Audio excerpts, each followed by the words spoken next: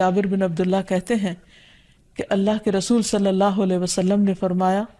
اگر ابن آدم اپنے رزق سے اسی طرح بھاگے جس طرح موت سے بھاگتا ہے تو بھی رزق اسے اسی طرح پالے گا جس طرح اسے موت پا لیتی ہے، یعنی اس کا رزق اس تک پہنچ کر رہے گا۔ اس سلسلے میں ایک بہت اہم بات یاد رکھنے کی ہے کہ انسان رزق کے معاملے میں ہمیشہ اللہ تعالیٰ کی طرف رجوع کرے اور کسی بھی پریشانی کی صورت میں غیر اللہ کی طرف رجوع نہ کرے، یعنی اپنے دکھ، تکلیف، پریشانی، اس کا داستان، اس کی بپتا صرف اللہ تعالیٰ کو سنائے، اسی سے دعائیں مانگے، اور یہ مت سمجھے کہ اللہ تعالیٰ نہیں سنتا تو وہ کسی اور کے در پر جا کر اپنی مشکل بیان کر کے اسے مشکل کشا سمجھتے ہوئے اس سے اپنی حاجات پوری کروا سکتا ہے۔ قرآن مجید میں اللہ تعالیٰ فرماتے ہیں، وَاللَّهُ جَعَلَ لَكُم مِّنْ أَنفُسِكُمْ أَزْوَاجًا وَجَعَلَ لَكُم مِّنْ أَزْوَاجِكُمْ بَنِينَ وَحَفَدًا وَرَزَقَكُم مِّنَ الطَّيِّبَاتِ أَفَبِالْبَاطِلِ يُؤْمِنُونَ وَبِنِعْمَةِ اللَّهِ هُمْ يَكْفُرُونَ وَيَعْبُدُونَ مِن دُونِ اللَّهِ مَا لَا يَمْلِكُ لَهُمْ رِزْقًا مِّنَ السَّمَاوَاتِ وَالْأَرْضِ شَيْئًا وَلَا يَسْتَطِيعُونَ۔ اور اللہ نے تمہارے لیے خود تم ہی سے بیویاں بنائیں اور تمہارے لیے تمہاری بیویوں سے بیٹے اور پوتے بنائے اور تمہیں پاکیزہ چیزوں سے رزق دیا، تو کیا وہ باطل کو مانتے ہیں اور اللہ کی نعمت کا انکار کرتے ہیں؟ اور وہ اللہ کے سوا ان کی عبادت کرتے ہیں جو نہ انہیں آسمانوں اور زمین سے کچھ بھی رزق دینے کے مالک ہیں اور نہ وہ طاقت رکھتے ہیں۔ تو اس آیت سے واضح طور پر پتہ چلتا ہے کہ اللہ کے رزق کے خزانے صرف ان کا مالک اللہ ہی ہے، اس کے علاوہ کوئی نہیں۔ اگر اللہ تعالیٰ کسی کو رزق نہ دے تو کوئی اور کچھ بھی نہیں دے سکتا، کیونکہ اللہ تعالیٰ نے ملکیت کے یہ سارے اختیارات اپنے پاس رکھے ہوئے ہیں، کسی اور کو نہیں دیے۔ جیسا کہ ایک اور آیت میں آتا ہے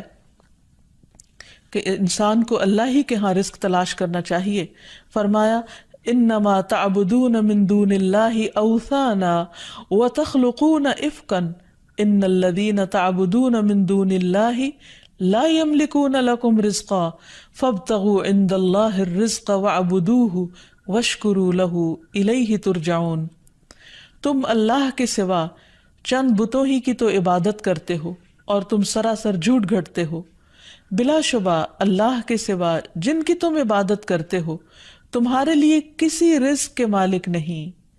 سو تم اللہ کے ہاں ہی رزق تلاش کرو اور اسی کی عبادت کرو اور اس کا شکر کرو، اسی کی طرف تم لوٹائے جاؤ گے، یعنی اسی نے تمہیں پیدا کیا، وہی تمہیں رزق دیتا ہے، اسی کی طرف تمہاری واپسی ہے۔ اس لیے تم نہ اللہ کے سوا کسی اور کی عبادت کرو اور نہ ہی اس کے آگے ہاتھ پھیلاؤ اور نہ اس سے توقع رکھو کہ وہ تمہیں کچھ دے گا۔ نبی صلی اللہ علیہ وسلم کی سکھائی ہوئی مسنون دعائیں بہت ہی بہترین ہیں۔ نبی صلی اللہ علیہ وسلم ہر روز صبح فجر کی نماز کے بعد یہ دعا پڑھتے تھے، اللہم انی اسألک علما نافعا ورزقا طیبا وعملا متقبلا۔ اے اللہ، میں تجھ سے علم نافع، طیب رزق یعنی پاکیزہ رزق اور مقبول عمل کا سوال کرتا ہوں، یعنی ایسے عمل کی توفیق دے جو تیرے ہاں قبول ہو جائے، تجھے پسند آ جائے۔ اور اس کے ساتھ ساتھ انسان کو حرام سے بچنے کی دعا کرنی چاہیے۔ اس سلسلے میں آپ صلی اللہ علیہ وسلم نے جو دعا سکھائی وہ ہے، اللہم اکفنی بحلالک عن حرامک واغننی بفضلک عمن سواک۔ اے اللہ، اپنے حلال کے ذریعے حرام سے میری کفایت فرما، یعنی مجھے اتنا حلال دے کہ مجھے حرام کی ضرورت ہی نہ رہے، اور اپنی مہربانی سے مجھے اپنے علاوہ ہر ایک سے بے نیاز کر دے، یعنی مجھے انسانوں کا محتاج نہ کر، کسی اور کا محتاج نہ کر، صرف اپنے خزانوں سے عطا فرما۔ پھر اسی طرح خاص طور پر بڑھاپے کی زندگی کے لیے وسعت رزق کی دعا کرنی چاہیے، کیونکہ جب انسان بوڑھا ہو جاتا ہے تو اس کے اعضاء کمزور ہو جاتے ہیں، وہ اپنے لیے خود کچھ کمائی نہیں کر سکتا، وہ دوسروں پر ڈیپینڈنٹ ہو جاتا ہے، تو اس وقت وسیع رزق کی دعا سکھائی گئی۔ فرمایا، اللہم اجعل اوسع رزقک علی عند کبر سنی وانقطاع عمری۔ اے اللہ، جب میں بوڑھا ہو جاؤں اور میری عمر ختم ہونے لگے تو میرے رزق کو وسیع کر دے۔ اور رزق کی دو بڑی قسمیں ہوتی ہیں، ایک وہ رزق جو ظاہری طور پر جسموں کی غذا بنتا ہے، یا انسان کی مادی ضروریات پوری کرتا ہے، اور دوسرا روحانی رزق، اور وہ رزق جو انسان کے غم ہم کو دور کرتا ہے، یعنی لوگوں کی محبت اور توجہ، اور خاص طور پر بڑھاپے میں اولاد اور رشتہ داروں کا قریب ہونا، پاس ہونا، یہ انسان کی بنیادی ضرورتوں میں سے ہے۔ تو انسان جب خود کچھ کرنے کے قابل نہ رہے، ہاتھ پاؤں ہلانے کے قابل نہ رہے، تو عموماً وہ لوگوں پر ایک بوجھ بن جاتا ہے، اور یہ چیز انسان کے لیے بہت پریشانی کا باعث ہوتی ہے۔ انسان جب جوان ہوتا ہے، بہت کچھ کما رہا ہوتا ہے، تو سب اس کو لک فارورڈ کرتے ہیں، سب اس سے محبت کرتے ہیں، سب اس کے پیچھے جاتے ہیں، کیونکہ اس کی ذات سے لوگوں کو فائدہ پہنچتا ہے۔ لیکن بڑھاپے میں انسان اس طرح فائدہ نہیں پہنچا سکتا، تو پھر انسان کے لیے پریشانی ہوتی ہے، اور اسے تنہائی کا احساس بھی ہونے لگتا ہے، اور اس کے لیے انتہائی اذیت کے دن ہو جاتے ہیں۔ وہ اپنے حسین ماضی کو بھی یاد کرتا ہے، کامیاب زندگی کو بھی یاد کرتا ہے، اور اپنے مستقبل کو بھی دیکھتا ہے کہ موت قریب آ لگی ہے۔ تو ایسے میں یہ دعا بہت فائدہ مند ہے کہ اے اللہ، جب میں بوڑھا ہو جاؤں اور میری عمر ختم ہونے لگے تو میرے رزق کو وسیع کر دے۔ اور جب انسان کے پاس اپنی ضرورت کا ہوتا ہے بڑھاپے میں بھی، تو انسان یکسوئی کے ساتھ اللہ سبحانہ وتعالیٰ کی عبادت اور زیادہ کر سکتا ہے۔ اسی طرح اپنے لیے اور اپنی اولاد کے لیے وسیع رزق کی دعا کرنی چاہیے، جیسے ابراہیم علیہ السلام نے دعا کی تھی، ربنا انی اسکنت من ذریتی بواد غیر ذی زرع عند بیتک المحرم ربنا لیقیموا الصلاة فاجعل افئدة من الناس تہوی الیہم وارزقہم من الثمرات لعلہم یشکرون۔ اے ہمارے رب، بے شک میں نے اپنی کچھ اولاد کو اس وادی میں آباد کیا جو کسی کھیتی والی نہیں، تیری حرمت والے گھر کے پاس، اے ہمارے رب، تاکہ وہ نماز قائم کریں۔ سو کچھ لوگوں کے دل ایسے کر دے کہ ان کی طرف مائل رہیں، اور انہیں پھلوں سے رزق عطا کر تاکہ وہ شکر ادا کریں۔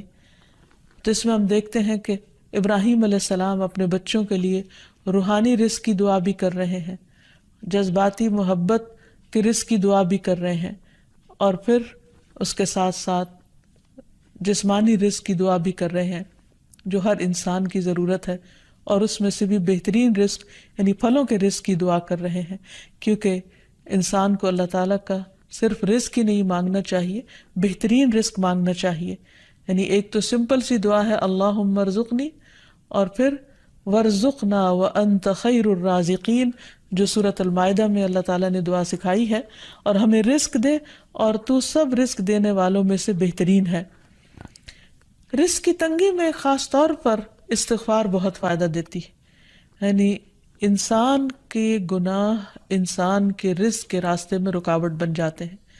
اور آخر میں یہ بات یاد رہے کہ انسان کے رزق میں اکثر اس کے اپنے گناہ رکاوٹ بن جاتے ہیں، اس لیے جب انسان ان گناہوں سے توبہ کرتا ہے، استغفار کرتا ہے، تو اللہ تعالیٰ رزق کے دروازے کھول دیتے ہیں، جیسے اللہ تعالیٰ کا وعدہ ہے۔ قرآن مجید میں آتا ہے، نوح علیہ السلام نے اپنی قوم سے کہا، فَقُلْتُ اسْتَغْفِرُوا رَبَّكُمْ إِنَّهُ كَانَ غَفَّارًا يُرْسِلِ السَّمَاءَ عَلَيْكُمْ مِدْرَارًا وَيُمْدِدْكُمْ بِأَمْوَالٍ وَبَنِينَ وَيَجْعَلْ لَكُمْ جَنَّاتٍ وَيَجْعَلْ لَكُمْ أَنْهَارًا۔ اور کہا کہ اپنے رب سے معافی مانگ لو، بلا شبہ وہ بڑا معاف کرنے والا ہے، وہ تم پر آسمان سے خوب بارشیں برسائے گا، اور تمہاری مال اور اولاد سے مدد کرے گا، تمہارے لیے باغ پیدا کرے گا اور نہریں جاری کرے گا۔ تو اس سے یہ پتہ چلتا ہے کہ دنیا میں جتنی بھی راحتیں اور رزق کی قسمیں ہیں، ان سب کی کنجی استغفار ہے۔ تو اس لیے انسان کثرت سے اپنے گناہوں پر توبہ کرتا رہے۔ حضرت حسن بصری کی مجلس میں ایک شخص آیا اور کہنے لگا کہ اس کے ہاں اولاد نہیں، تو انہوں نے اس کو استغفار کا حکم دیا۔ دوسرے شخص نے کہا کہ ان کے ہاں قحط سالی ہے، بارشیں نہیں ہو رہی، تو انہوں نے ان کو استغفار پڑھنے کے لیے کہا۔ تیسرا شخص آیا اور کہنے لگا کہ اس کے رزق میں مشکل ہے، تو انہوں نے اس کو بھی یہی نسخہ بتایا۔ تو ان کی مجلس میں سے ایک شخص نے کہا کہ آپ نے ہر مشکل میں مبتلا شخص کو ایک ہی بات بتائی، ایک ہی وظیفہ بتایا، اور وہ بخشش کی دعائیں کرنے کا۔ تو کہا کہ کیا تم نے سورۃ نوح کی آیت نہیں پڑھی؟ حقیقت یہ کہ اللہ کا کلام سچا ہے اور ہمیں اس پر ایمان لا کر پورے یقین کے ساتھ وثوق کے ساتھ دعا مانگنی چاہیے کہ ہم انشاءاللہ استغفار کریں گے تو آسمان سے اور زمین سے رزق اگلنے لگے گا، ابلنے لگے گا۔ اللہ تعالی ہمیں اپنی رحمتوں سے نوازے۔ اور استغفار کے لیے سمپل، اے اللہ مجھے بخش دے، اے اللہ مجھے معاف کر دے، اے اللہ میرے اگلے پچھلے سارے گناہوں کو معاف کر دے، اللہم اغفر لی، استغفر اللہ ربی من کل ذنب واتوب الیہ۔ اور سچے دل سے انسان توبہ کرتا رہے تو اللہ تعالیٰ کو مہربان پائے گا۔ وآخر دعوانا ان الحمد للہ رب العالمین۔ السلام علیکم ورحمۃ اللہ وبرکاتہ۔